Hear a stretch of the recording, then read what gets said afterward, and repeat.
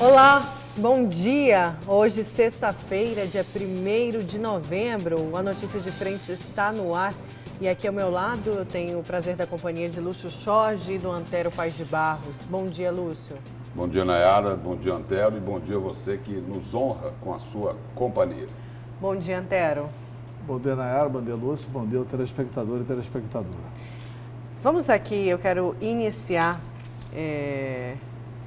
a Notícia de Frente de hoje com a repercussão da fala de Eduardo Bolsonaro. E eu quero trazer primeiro a repercussão do pai dele, do presidente Jair Bolsonaro, que falou o seguinte: olha, quem quer que fale do AI-5 está sonhando, diz Bolsonaro sobre a declaração do filho Eduardo. Se ele falou isso, lamento. O presidente Jair Bolsonaro comentou nesta quinta-feira a fala do filho, o deputado federal Eduardo Bolsonaro, sobre a possibilidade de um novo AI-5, caso a esquerda radicalize. O presidente lamentou a declaração de Eduardo e disse que quem fala em AI-5 está sonhando. A possibilidade de um novo AI-5 foi mencionada por Eduardo em entrevista para a jornalista Leda Nagli, divulgada na quinta-feira no canal dela no YouTube. A fala gerou reações contrárias de entidades da sociedade civil e também dos políticos.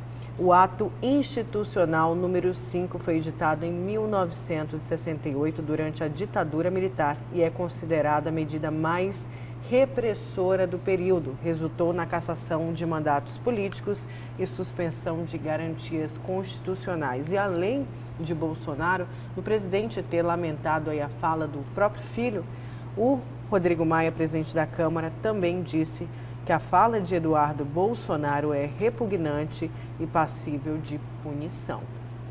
E tem outras repercussões aqui, não é? Vou até colocar o óculos para não correr o risco de ler alguma palavra assim equivocadamente, não é? Que a letra aqui é pequena. O presidente lá do Senado, Davi Alcolumbre, disse ser um absurdo ver um agente político, fruto do sistema democrático, fazer qualquer tipo de incitação antidemocrática. E é inadmissível essa afronta à Constituição. O ministro Marco Aurélio Mello, do STF, disse que a declaração indica que os ares democráticos estão sendo levados embora. A toada não é democrática republicana. Os ventos, pouco a pouco, estão levando embora os ares democráticos. Presidente da OAB, Felipe Santa Cruz, afirmou que, com sua fala, Eduardo deixou claro que o governo Jair Bolsonaro quer seguir o caminho do fascismo. Pela primeira vez, eles deixam claro o que querem, repete o presidente da OAB. O caminho do fascismo, fecha aspas. Tem outras repercussões aqui, mas vou abrir a palavra aí para o Antero. A bobagem que o Eduardo Bolsonaro falou é tão grande pelo seguinte: primeiro, será que ele tem idade para saber o que representou o ato institucional número 5? O ato institucional número 5, ele enterrou as liberdades democráticas no Brasil. Os jornais eram proibidos de divulgar qualquer informação. Antes tinha que passar no DOI-CODE. Tinha um departamento de censura pela Polícia Federal. Antes de começar qualquer programinha de televisão, este filme foi liberado pelo Departamento de Polícia, pelo Departamento de Censura da Polícia Federal. Tudo, né? Música, filme, livros, matérias jornalísticas, tudo. Tudo era censurado no país. Muitos brasileiros sumiram, ficaram desaparecidos.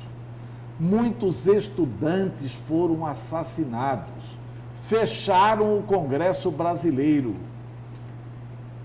Cassaram o mandato de mais de 100 e poucos parlamentares. Enfim, foi um período triste da ditadura brasileira. Foi o pior período da ditadura brasileira. Aí vem o Eduardo Bolsonaro, ele é o autor da frase do jegue também, não, né? Que com jegue... Não, esse é o outro, né? Esse me parece que é o outro. Não, eu acho que não é o vereador? Não, eu acho que é o Eduardo também. Aí, Antero, mas não importa. Antero, só antes de você continuar nessa linha aí, só complementar o que você acabou de dizer. Algumas medidas permitidas pelo AI-5, lá em dezembro de 68. Aí deve ter um resumo bom aí. Deu novamente ao presidente o poder de fechar o Congresso Nacional, as assembleias e as câmaras.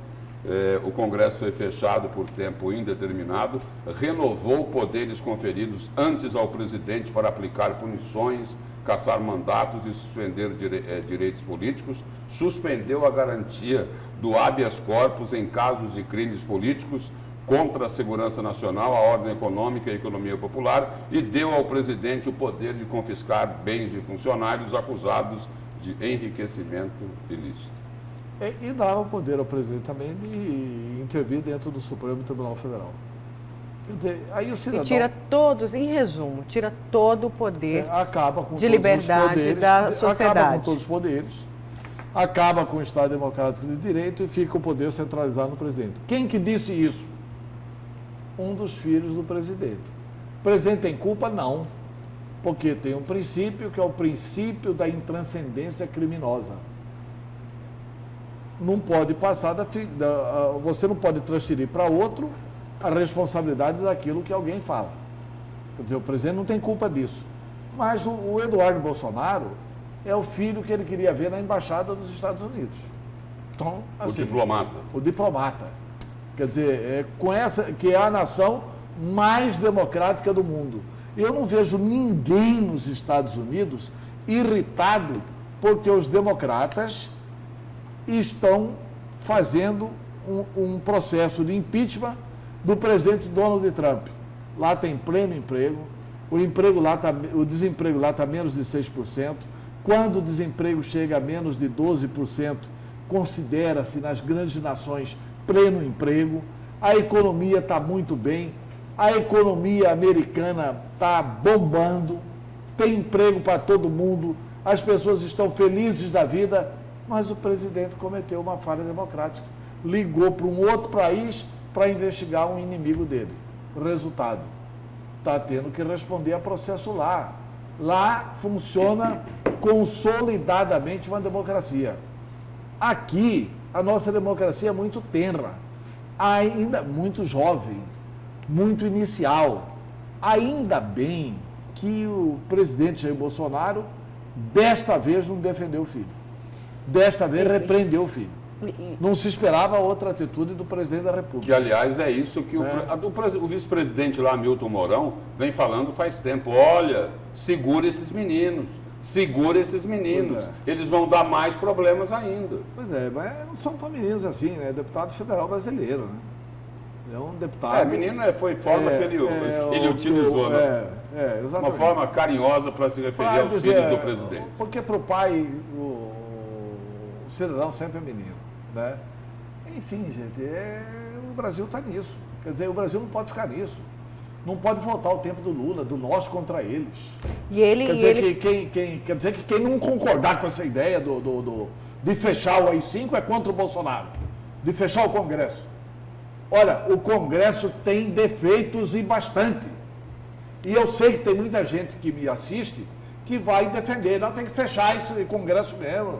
Não produz nada. O Eduardo Bolsonaro está certo. Está certo coisa nenhuma. Como eu sei que tem uma grande parte da população brasileira que apoia a volta da ditadura brasileira, que apoia a volta dos militares. Eu ia tocar nesse... Em 64, eles também tiveram apoio popular. Quem defende isso hoje, Antero, hoje...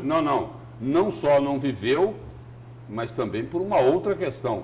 Quem defende isso vai se arrepender, e muito depois, porque quem defende isso está lá nas redes sociais.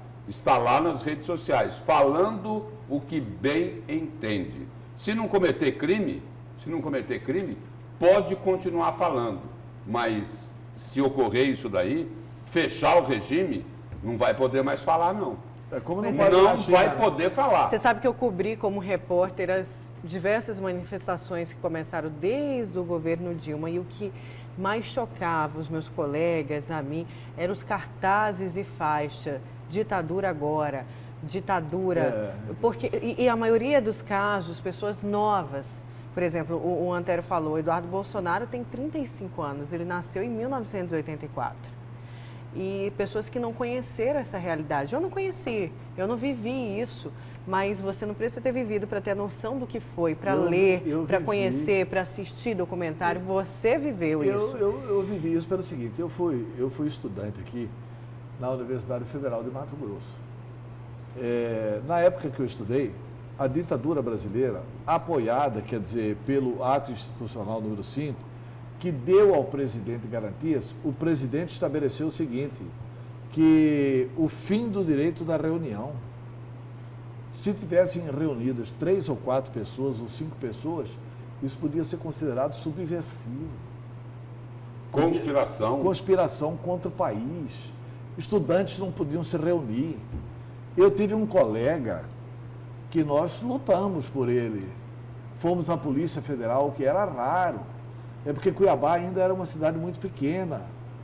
Eu tive um colega que escreveu assim no quadro negro: quando o rico mata o pobre, o defunto vai preso. Escreveu, ponto, sentou. Foi preso. Foi para a Polícia Federal. Ficou incomunicável. Até nós descobrirmos. E aí a gente começou a fazer movimentos e tal. E com 10 ou 12 dias saiu. Olha, gente.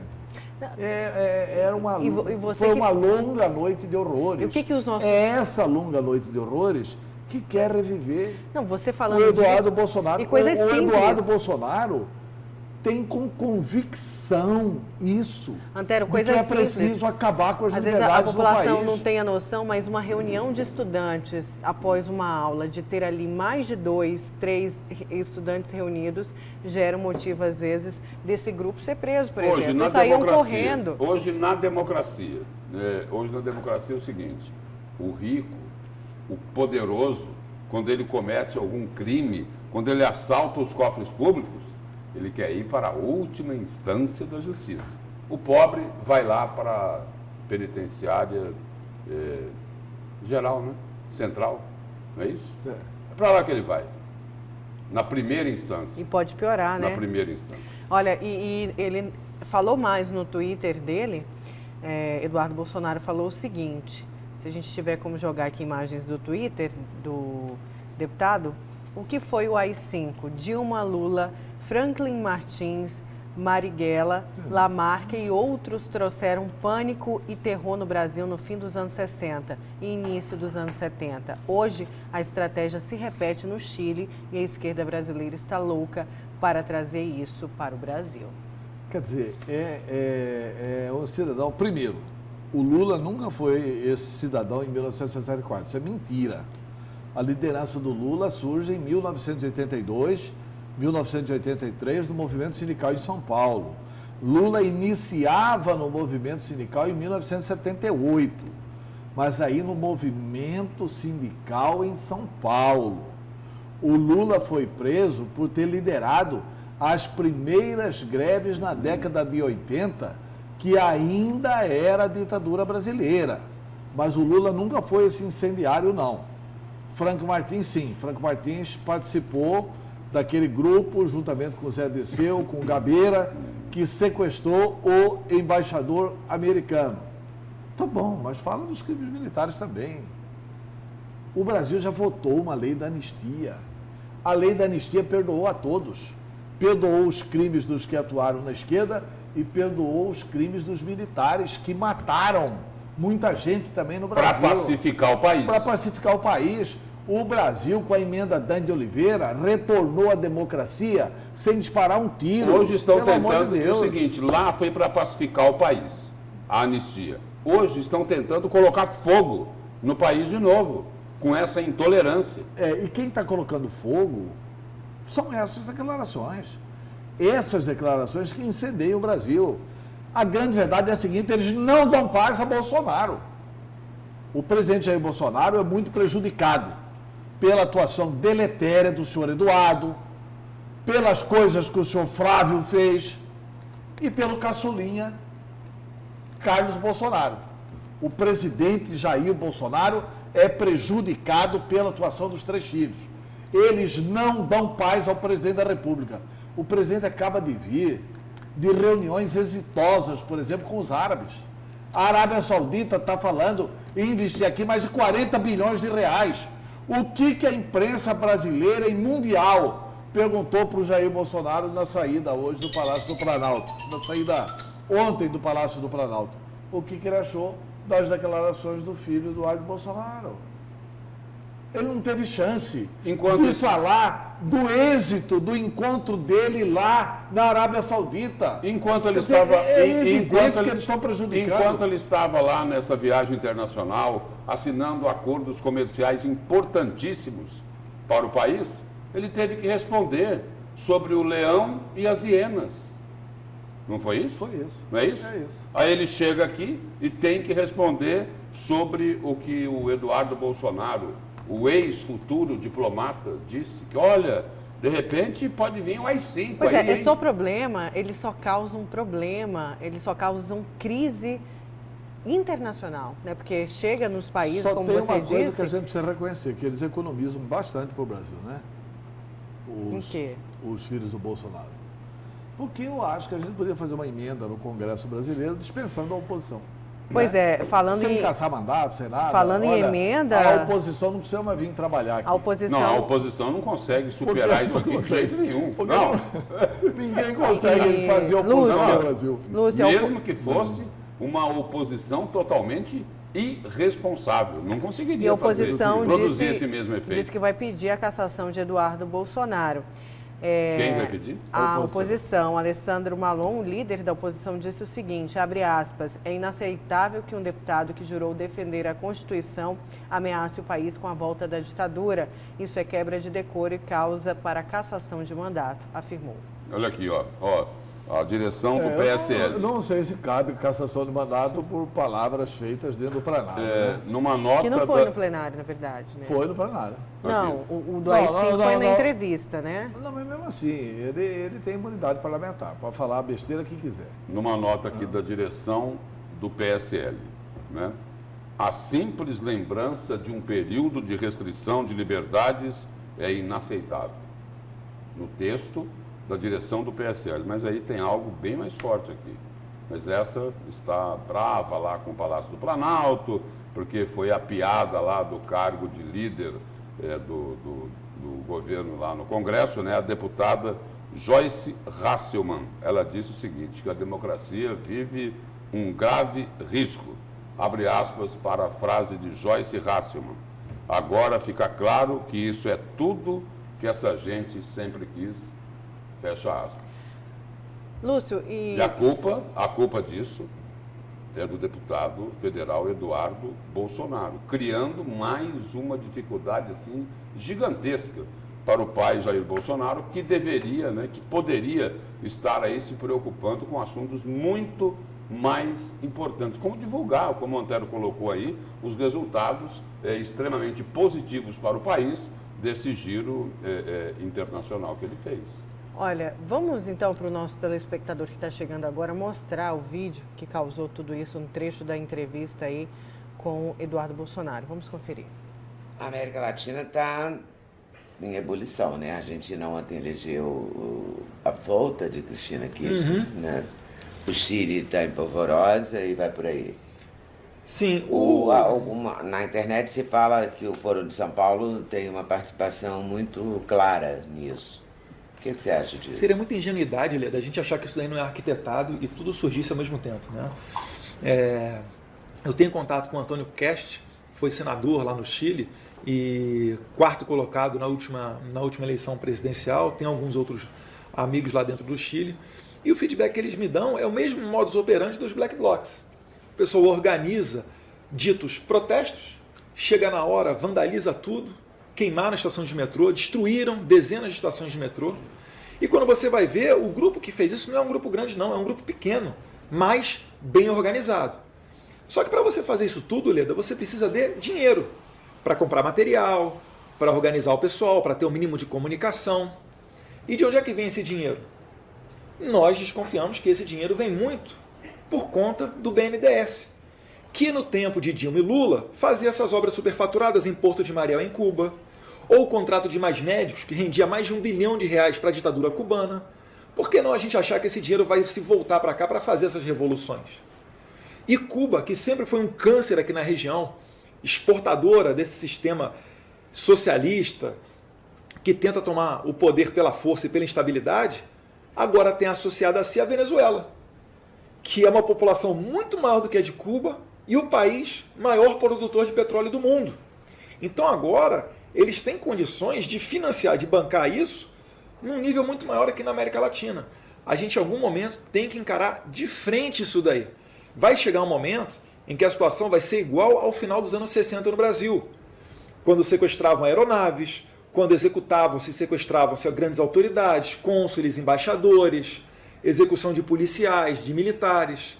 Se a esquerda radicalizar esse ponto, a gente vai precisar ter uma resposta. E uma resposta, ela pode ser via um novo AI-5, pode ser via uma legislação aprovada através de um plebiscito, como ocorreu na Itália. Alguma resposta vai ter que ser dada, porque é uma guerra assimétrica. Não é uma guerra onde você está vendo o seu oponente do outro lado e você tem que aniquilá-lo, como acontece nas guerras militares. É um inimigo interno de difícil identificação aqui dentro do país. Espero que não chegue a esse ponto, né? Mas a gente tem que estar atento.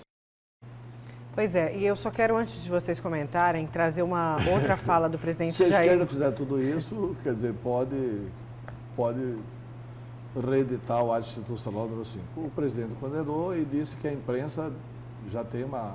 Né, logo depois que ele condenou a fala do filho, no que fez bem, ele já passou a mão na cabeça de novo. Pois é, falou isso. Primeiro ele negou que primeiro uma criação, ele desautorizou Eduardo Bolsonaro, né? E depois ele disse o seguinte, que a fala foi distorcida. O primeiro impacto, ao responder à imprensa, ele condenou, no que foi elogiado. O áudio estava distorcido? Eu ouvi bem aqui o áudio. Pois é, mas ele falou... Mas não é o áudio, é a fala. A fala foi... A interpretação da fala, segundo Jair Bolsonaro, foi distorcida. Quer dizer, o Bolsonaro vai ficar apoiando uma pataquada dessa aí, cara. Mas tudo bem. Eu prefiro o Jair Bolsonaro que discordou do filho. Esse é o presidente que eu confio. Olha, e eu quero saber agora os destaques de vocês para hoje.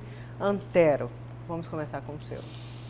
Vamos, eu disse aqui semana passada que o governador Mauro Mendes assumiu o protagonismo das eleições municipais ao participar praticamente de 3 atos públicos em Cuiabá. O governador Mauro Mendes disse ontem claramente à imprensa o seguinte, de que ele defende que o debate eleitoral só aconteça a partir de março do ano que vem. Assim, e que no governo ele não vai permitir isso. O partido ter iniciativa de fazer debate político, eleitoral, é uma coisa, mas que o governo não quer saber de debater essa questão de eleição. O governo quer saber de consertar Mato Grosso, porque ainda tem muita coisa que precisa ser feita, inclusive agora com a possível nova, árdua missão de ter que fazer a reforma da Previdência aqui pelo Estado mesmo. É isso. E o seu, Lúcio? E o meu destaque aqui é para falar aí de um problema que já é crônico, né? E que fica mais difícil ainda de ser resolvido por enquanto. Sobre aí a retomada ou não retomada do VLT. Aí o próprio governador diz o seguinte, que agora essa decisão aí, ela depende lá do governo Jair Bolsonaro. Isso é por conta aí da mudança, né? Da saída lá do secretário nacional de mobilidade urbana, né? Então a troca desse secretário pode causar mais dificuldades ainda e uma coisa é praticamente certa, vai atrasar essa decisão, né? Vamos esperar aí que... Mais ainda, né? Não coloquem a culpa disso aqui do VLT no governo federal, né? Porque a culpa disso não é do governo federal. Tem lá uma discussão sendo feita, só que essa história aqui do VLT já se arrasta há muito e muito tempo aqui em Mato Grosso e sem solução até agora, sem solução. tem aí um estudo sendo feito, prometeram anunciar a solução até o final do ano, e aí a gente não pode esquecer que de outro lado, tem gente aí fazendo lobby, jogando pesado para mudar esse modal, né? Para mudar o modal, tirando lá, deixando de ser VLT para passar lá para o BRT, que é de ônibus, não é isso? Isso mesmo. É um ônibus mais moderno, né? Mais eficiente. Quem será que está fazendo o lobby, hein? É a pergunta será que é a fica. turma dos ônibus? É dispensar nisso, viu, Lúcio? A velha turma, né, como a população fala, aquela velha turma de sempre.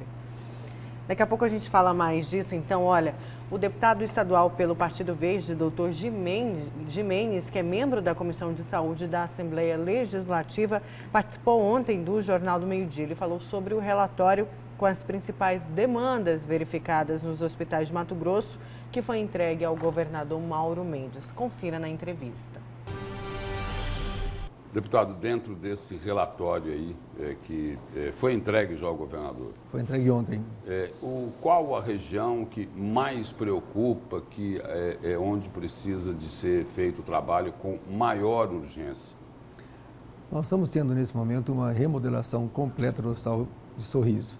Então, começou-se a trabalhar pelo Hospital Sorriso. Foram 13 visitas, você disse que todos são... Esse caso aí seria o mais urgente de todos. Bom, todos são urgentes. Isso, muito obrigado. Exatamente isso, todos são urgentes. Em saúde, tudo é urgente, dado o estado de sucateamento das unidades de saúde que nós visitamos. Nós temos unidades muito bem aparelhadas, algumas unidades que estão sendo aparelhadas e algumas que estão sendo remodeladas, como no caso do Sorriso.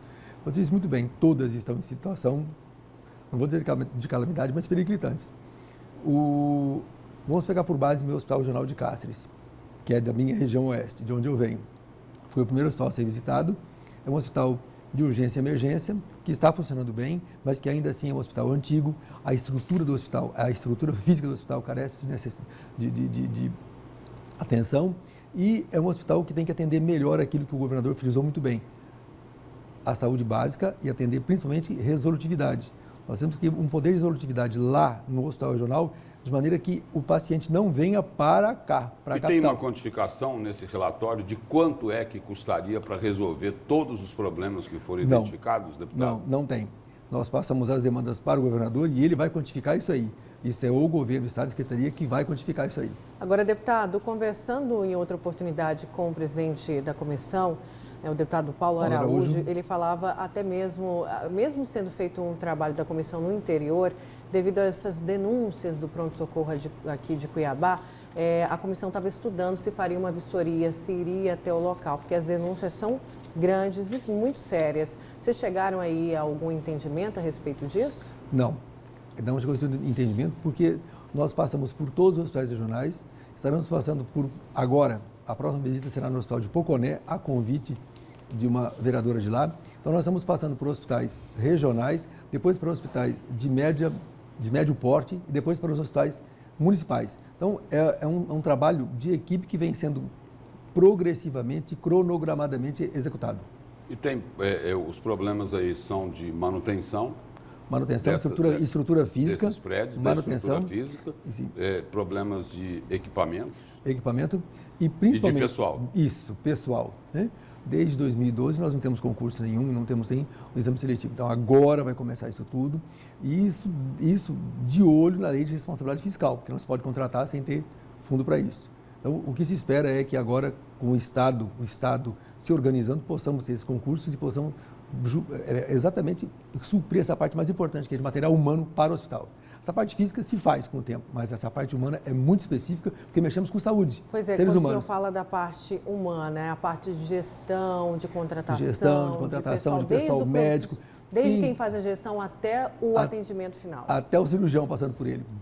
Exatamente isso. Existe esse déficit muito grande? Por que de não achar esses profissionais, de não ter esses profissionais? Porque não foi feito concurso. Eles são concursados. Então, não havendo concurso, não tem esse pessoal. E não tem como contratar também. Mas de imediato não tem nada que possa ser feito? Já está sendo feito, né? Então, nós temos o exame seletivo para enfermagem, está começando agora. E começam as licitações para os serviços específicos de oncologia, de pediatria, de anestesia e por aí afora. Então, já está sendo feito progressivamente. O governo do estado não parou. Porque é o seguinte, tem um problema aqui de Cuiabá, da saúde. Tem muitos e muitos problemas aqui em Cuiabá, mas se não resolver o problema do interior, não consegue resolver Cuiabá. Pois é.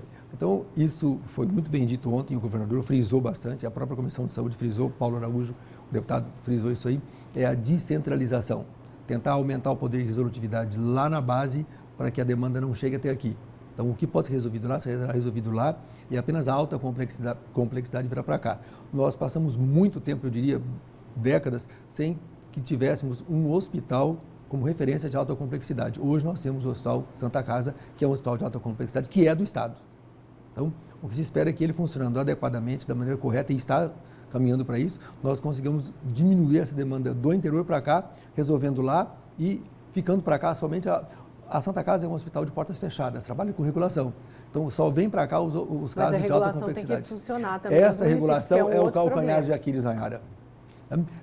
O regulador é um ato médico, então é médico que tem que regular isso aí em regime integral, tem que ser bem remunerado, tem que trabalhar bem. A regulagem é todo um sistema de regulagem fantasticamente bem feito que tem que funcionar. E o que se espera, e esse governo está trabalhando para que funcione devidamente, adequadamente, e que possamos diminuir esse gargalo e favorecer a população do interior que será atendida na localidade e parar com a ambulância terapia. Essa ambulância que vai e vem, vai e vem, vai e vem e não leva a nada. Essa comissão é o seguinte, ela tem 4 médicos, Sim, e um técnico. Né? Alguns são inclusive empresários na área de saúde, tem também o presidente da comissão, que não é médico, mas é um servidor da área de saúde. Não consegue se quantificar, mesmo que de forma aproximada, o que é que vai custar tudo isso? Repetindo, não foi feito isso e não é um mistério da Comissão de Saúde isso. A Comissão de Saúde vai ver a parte de saúde. Nós indicamos para o governo o que deve ser feito. Com o recurso que ele tem, que ele vai trabalhar em cima disso. É o governo que faz essa parte, não a Comissão de Saúde. Pois é, essa comissão que começou a todo vapor, né? Do início do ano, fazendo diversas visitas e a gente, como eu perguntei ali para o doutor Gimendes, questionado a possibilidade de se fazer também uma visita ao novo pronto-socorro. Só que a comissão não vai fazer diante das denúncias, ao novo não, ao pronto-socorro. Tá, mas a comissão, o diagnóstico deles é correto. De fazer um levantamento para que volte a funcionar bem os hospitais regionais.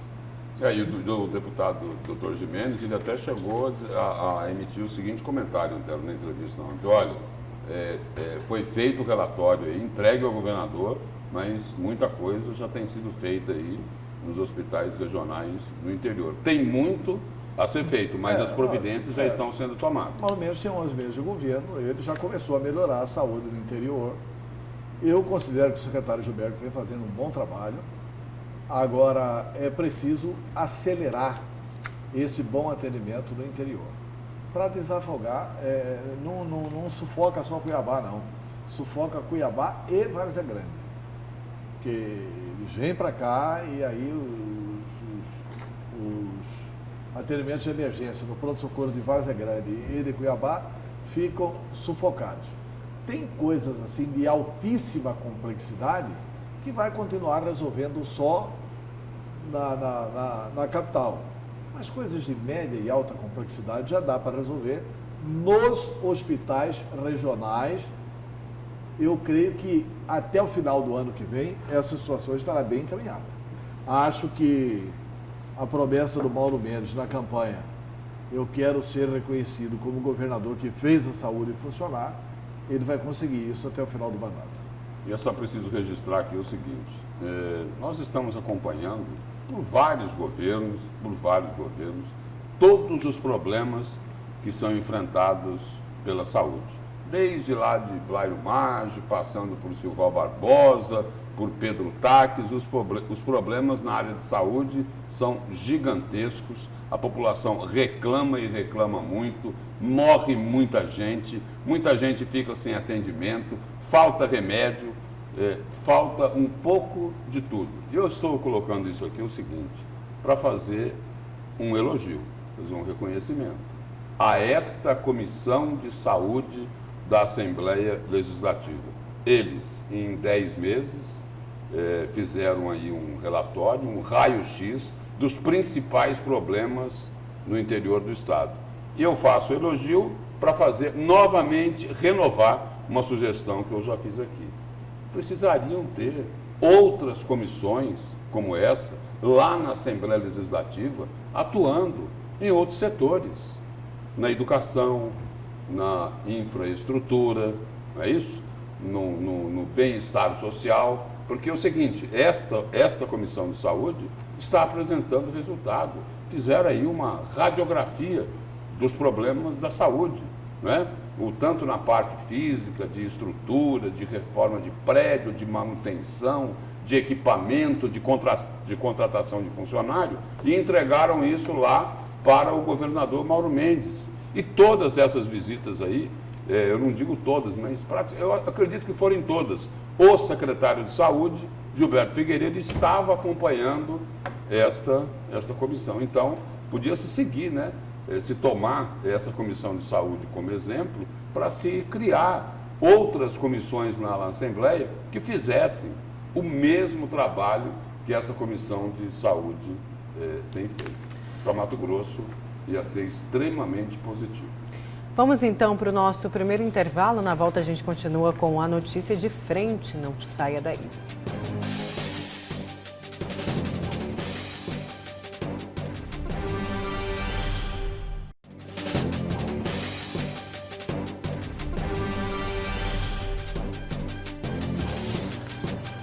Voltamos com a notícia de frente e nos bastidores da política já se comenta que o vereador Abílio Júnior pode ter um mandato político cassado e ficar inelegível por 8 anos. Ele diz que esta é a intenção do prefeito de Cuiabá. Já o líder de Emanuel Pinheiro na Câmara Municipal nega. Ainda no Poder Legislativo cuiabano, um vereador da oposição diz que é fake a nova licitação do transporte coletivo da capital. E o repórter Antônio Carlos Silva conta toda essa história para a gente.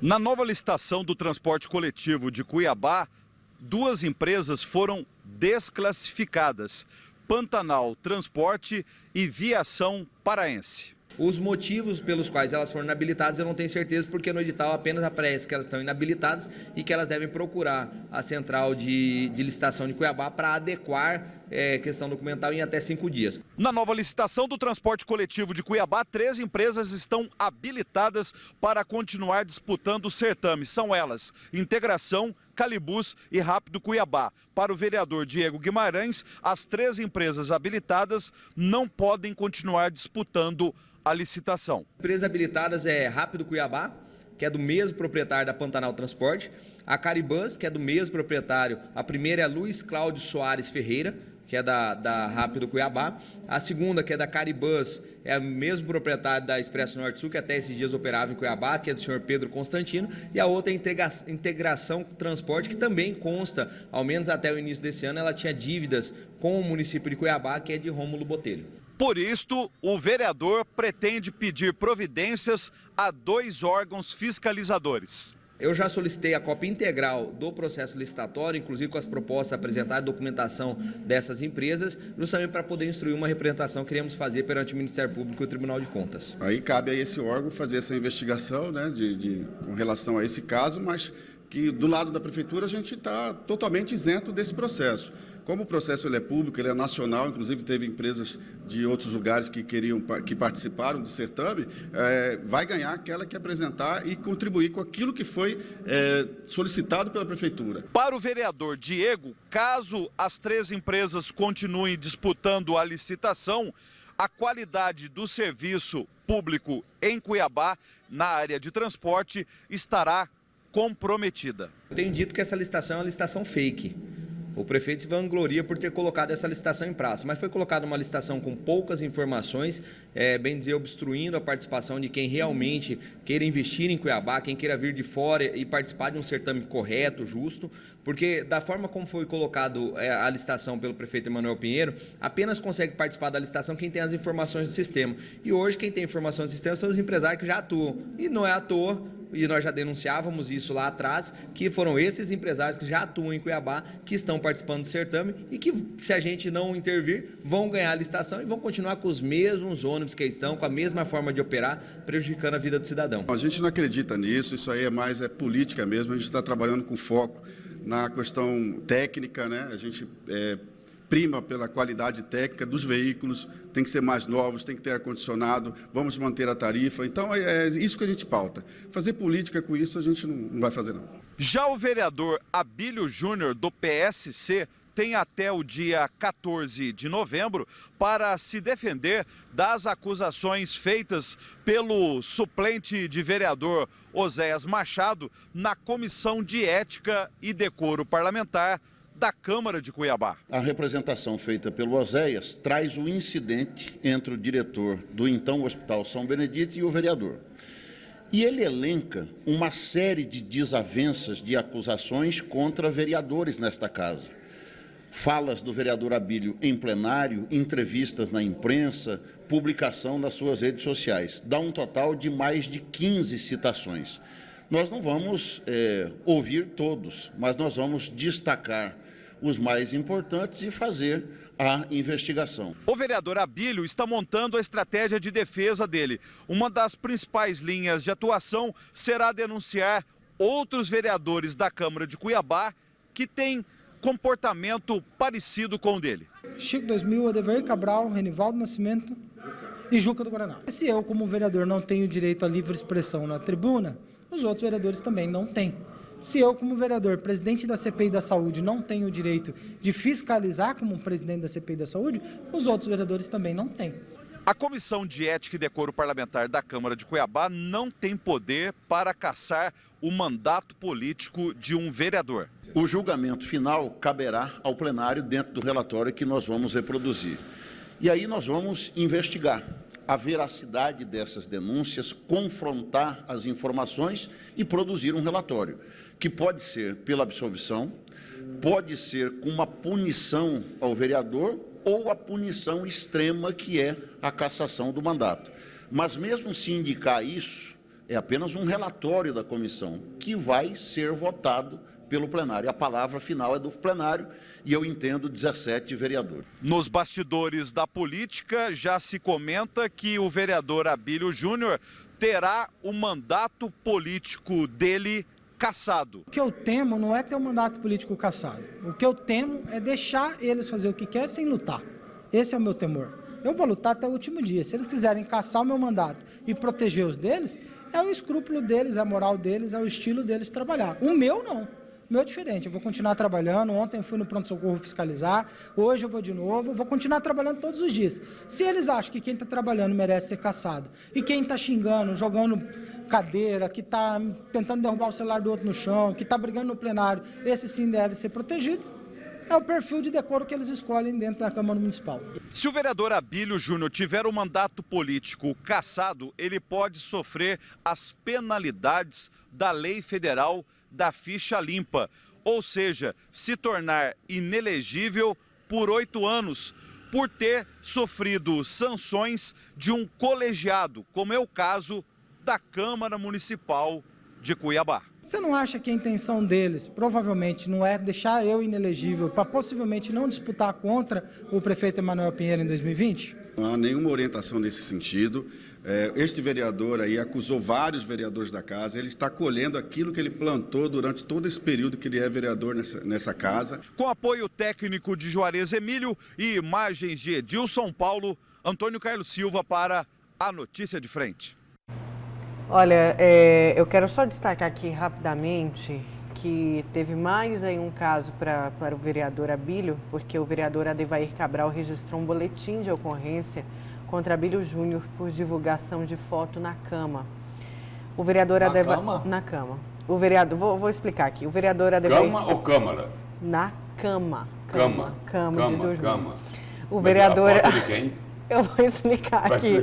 O vereador Adevair Cabral, do PSDB, registrou um boletim de ocorrência contra o seu colega de parlamento, Abílio Júnior, do PSC, denunciando por difamação e calúnia. De acordo com o boletim de ocorrência, Abílio estaria mostrando uma foto de Adevair deitado numa cama para outros membros da Câmara Municipal. A acusação foi registrada na tarde de ontem na Delegacia de Polícia Civil de Cuiabá, que fica na Avenida Tenente Coronel Duarte. No boletim que o site Hipernotícia teve acesso, Adevair afirma que Abílio disse que iria expô-lo.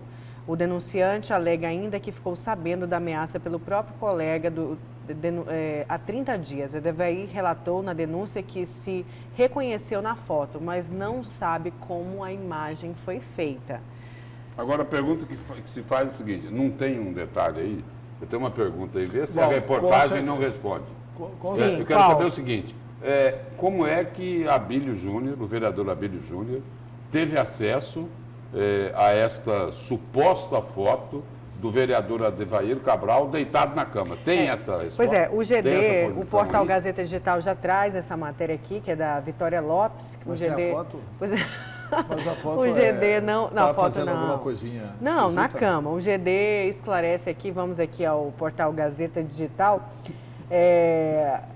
Na verdade, aqui, olha, na imagem o vereador estaria deitado numa cama e, temendo ser exposto, ele registrou o boletim de ocorrência e pediu providências, uma vez que vários colegas vereadores teriam visto a fotografia do celular de Abílio.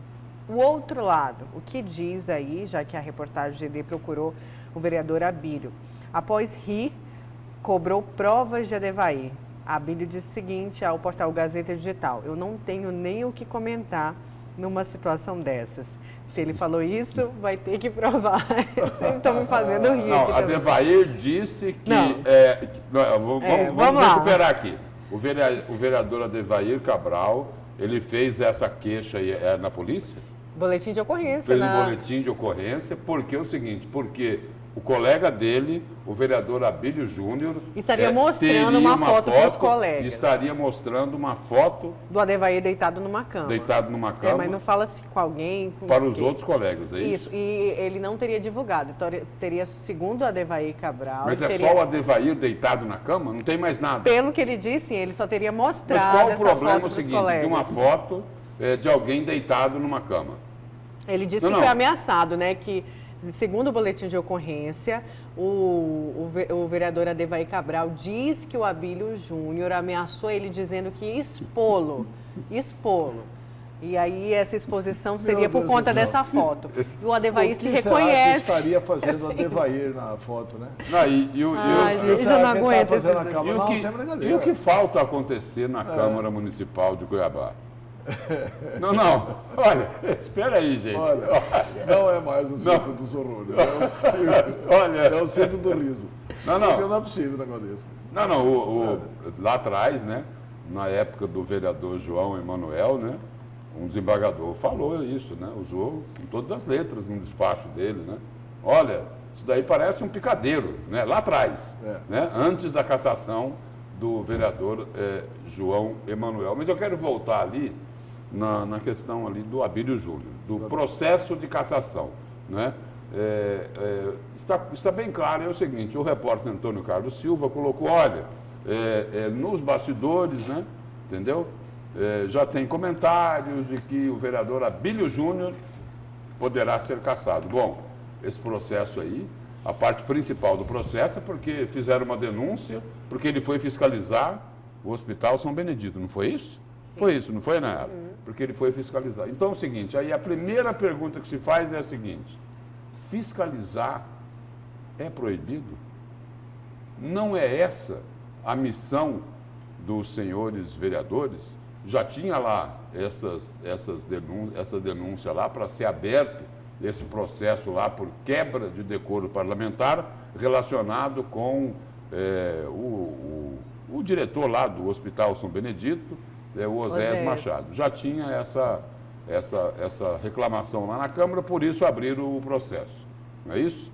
Agora, o vereador Adevair Cabral diz que vai também, fez lá um boletim de ocorrência na polícia por conta aí de uma foto na cama, não é isso?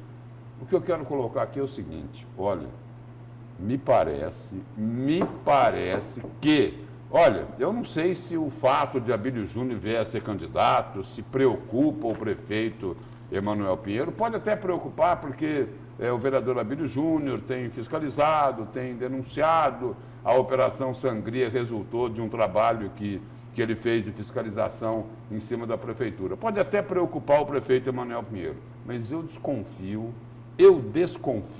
que tem muito mais gente lá na Câmara Municipal de Cuiabá preocupada com a possibilidade de Abílio Júnior não sair candidato a prefeito e sair candidato à reeleição. Será que os vereadores estão preocupados com o desempenho eleitoral do vereador Abílio Júnior? Será que pode ser isso, Antelo? Olha, primeiro que é ridículo esse processo de cassação do Abílio. Vamos ser sinceros.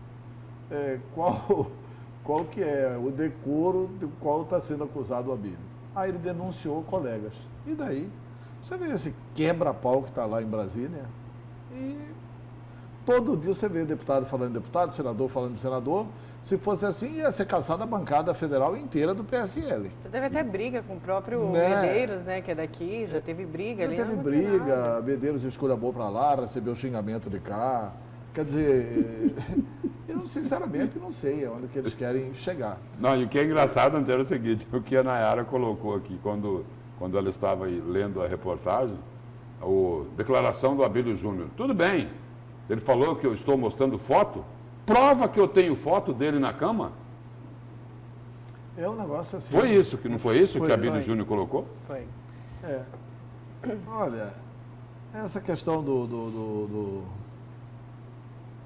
da Câmara de Cuiabá, a Câmara vai conseguir fazer uma coisa espetacular. Porque aqui em Cuiabá tem pouca mobilização. Agora... Né? Eu acho que as pessoas vão mobilizar e vão partir para cima da Câmara de Cuiabá em defesa do Abílio. Pois é, agora um outro... Eu não tenho dúvida nenhuma, porque está muito claro o seguinte. São os que defendem a corrupção que estão inquietos com a fiscalização do vereador Abílio. Só pode ser isso. Agora... Ele está sendo... mas ele foi fiscalizar lá, beleza. E o resultado da fiscalização dele, deletéria, que merece cassação do mandato, resultou na prisão do Ruarque e do vice. O próprio autor da denúncia teve que entregar para ele uma lista de todas as nomeações feitas por vereadores em cargos públicos lá da Secretaria de Saúde. E que esses indicados foram retirados por ordem do Tribunal de Contas, do Ministério Público e da Justiça. Aí o vereador Abílio, que é condenado. Olha, por mais autonomia que tem o parlamento, por mais que essa decisão seja uma decisão política, eu não posso caçar o Abílio só porque ele é um opositor eficiente. Né? Aí, assim, é preciso saber o seguinte, se há precificação no voto para caçar o Abílio. Quanto custa um voto para caçar o Abílio? E quem tem interesse de pagar um voto para caçar o Abílio? A população precisa acordar, gente. Eu acho que do mesmo jeito que o Abílio faz o mandato para defender a população, eu acho que está na hora da retribuição da população, de fazer o mandato. Aliás, o vereador Abílio deveria fazer o seguinte, divulgar na sua rede social os e-mails e as redes sociais de todos os 25 vereadores de Cuiabá. São estes aqui os meus colegas vereadores, eles atuam nessas redes. Né? E olha, manda mensagem para lá, fala que você exige a presença do vereador Abílio, etc e tal. Vamos encher a caixa postal dessa gente. Eu acho que o Abílio devia fazer esse tipo de reação só para começar o jogo, só para começar a brincadeira. Lúcio, vamos para o seu destaque, que é mobilidade urbana, que é o VLT, na verdade, né? Mas eu falei mobilidade porque, só destacando ali trechinhos da fala do Diego Guimarães, falando da licitação fake da prefeitura, né? Ele citou aí que as... Da licitação para escolher novas empresas Novas de empresas, na verdade, são as velhas. De ônibus. Ele, na verdade, citou aí essas empresas, disse que elas já existem, inclusive citou que a integração seria do irmão de Eduardo Botelho, Rômulo Botelho, ou seja, é tudo que a população sempre cobra. Por favor, vamos colocar novas empresas, porque a gente já fez o teste com essas, não está dando certo. E o meu destaque aqui é para falar de mais um problema para o VLT. O governo do estado aí diz que essa decisão aí sobre o futuro, né, o que é que vai acontecer com o VLT, se vai ser retomada a obra, se não vai ser retomada, se vão optar aí por um outro modal, no caso o BRT, isso daí agora está dependendo do governo Jair Bolsonaro. O governador Mauro Mendes informou durante essa semana que a decisão sobre a continuidade ou não da construção do veículo leve sobre trilhos, o empacado VLT, em Cuiabá e Várzea Grande, está lá nas mãos do governo federal. Aí ele relembrou que um estudo está sendo feito pelo governo de Mato Grosso e pelo governo federal e que vai definir os rumos do modal. Isso, na realidade, todo mundo já está cansado de saber. O problema aí é o seguinte, é que o secretário nacional de Mobilidade e Serviços Urbanos, que estava lá no cargo, deixou a função e um novo nome deve ser indicado para a pasta. Até chegou a se falar que o Marcelo Padeiro, Marcelo Oliveira, secretário de Infraestrutura, poderia assumir aí essa Secretaria de Mobilidade Urbana, mas isso já foi descartado pelo próprio Marcelo Oliveira. E aí o governador disse que lamentou ter ocorrido mais uma troca na Secretaria de Mobilidade Urbana. No começo do governo já havia sido feita uma troca nessa secretaria e agora foi trocado o titular novamente. E aí o governador diz o seguinte, que eles não vão conseguir entregar esse relatório agora no próximo dia 11 de novembro. Aí Mauro Mendes disse que vai aguardar a justificativa técnica para isso, o atraso na entrega do relatório e que um novo prazo será necessário. E aí é o seguinte, aí abre-se a possibilidade de que aquilo que foi prometido, aquele que foi combinado, pode acabar não se confirmando, porque o compromisso que foi assumido pelo governador Mauro Mendes falou, olha, eu preciso de pelo menos um ano para fazer os estudos, para decidir se a gente retoma ou não retoma o VLT. E aí tem uma outra preocupação aqui, que ela sempre surge quando se fala aí em retomar ou não o VLT, é de que seriam necessários aí 40 milhões por ano para subsidiar o funcionamento deste modal. E aí esse relatório é lá de 2016, de uma consultoria, né? Levando em conta que o valor da tarifa de transporte à época era de R$ 3,80, muito próximo aí dessa tarifa hoje de R$ 4,10. É isso mesmo, R$ 3,80. Agora, aguardar aí para saber o que é que vai acontecer. E aí, você falava agora há pouco aqui dessa licitação que o vereador Diego Guimarães chamou de fake, né? Uma ação entre amigos, alguma coisa nessa linha aí do transporte coletivo, a licitação do transporte coletivo aqui de Cuiabá. E aí é bom a gente sempre lembrar, a gente falando de ônibus, o pessoal dos ônibus tem feito sim, um lobby muito forte junto ao governo para que se mude o modal, né? Deixa o VLT de lado, não é isso? Para que se implante o BRT, Bus Rapid Transit, é isso, Nayara? Eu sei que tem uma pronúncia em inglês muito boa, é isso, né? O ônibus isso. Rápido, né? Que na verdade... o ônibus rápido. E tem que funcionar, porque funciona os modelos que tem. Na verdade, que a gente já repercutiu várias vezes esse assunto, eles tirariam como exemplo Curitiba. E aí, o que é que a gente faz com aqueles 40 vagões? que foram comprados bem antes, para poder roubar bastante. E aí o que é que a gente faz com essa estrutura que está colocada aí na avenida, que não serve para o BRT, ela só serve para o VLT. Isso é o seguinte, não é Lúcio que está dizendo, isso aí quem afirmou foi o presidente do CREA, essa semana, no Jornal do Meio-Dia. Levanta-se a hipótese, tem como vender, né, os vagões e poder investir no BRT, só que tem um outro problema, porque... Eu acho que o problema maior aí é o seguinte, o governo... É um empréstimo, né? O governo está estudando isso há um ano, está estudando com quem? Está tão hermético que ninguém sabe quem é que está estudando o assunto. O presidente do CREA, eu perguntei, o senhor foi convidado? Ele falou, eu me coloquei à disposição, mas não me chamaram. Pois é, o problema é que o governo tem que fazer um debate público sobre isso.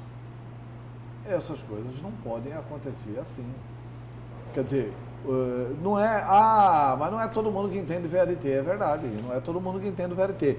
Mas se você fizer um debate público, chamando quem é a favor, quem é contra, eu estou falando quem é a favor, quem é contra, não é a torcida, não. É quem é a favor e quem é contra tecnicamente. Pessoas que têm embasamento técnico para dizer contrário e pessoas que têm embasamento técnico para dizer a favor. Para depois as autoridades decidirem o que é melhor para o Estado. Porque fala assim, olha, mas tem 40 milhões de subsídio. 40 milhões de subsídio no ano é nada. Nós damos mais subsídio para o álcool. Só a cerveja recebe mais de 60 milhões, 70, 80, 100 milhões de subsídio por ano. Por que que o transporte para o trabalhador não merece 40 milhões? Por que que nós podemos dar mais de 100 milhões de incentivo para as pessoas venderem álcool para os trabalhadores e por que que nós não podemos dar 40 milhões de incentivo para fazer o transporte coletivo de grande massa? Transporte coletivo de qualidade, transporte coletivo... Então, assim, esse argumento do subsídio, para mim, não vale.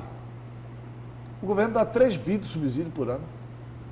E teve gente que participou lá da farra dos incentivos e continua sendo incentivado. Então, assim, não dá, né? Eu acho que... E fica muito mal. A gente não pode perder isso para o lobby rodoviário. Posso até me convencer que o melhor é o BRT. Mas vamos fazer um debate. Agora, não quero convencer o seguinte, olha, participaram da comissão James Bond do governo. A comissão James Bond, ninguém sabe quem é. Né? A comissão James Bond do governo funcionou com as seguintes autoridades, fulano, fulano e fulano. E a decisão é esta. Tá? Mais democracia, né, gente? Vamos então para o intervalo. Na volta a gente continua com a notícia de frente.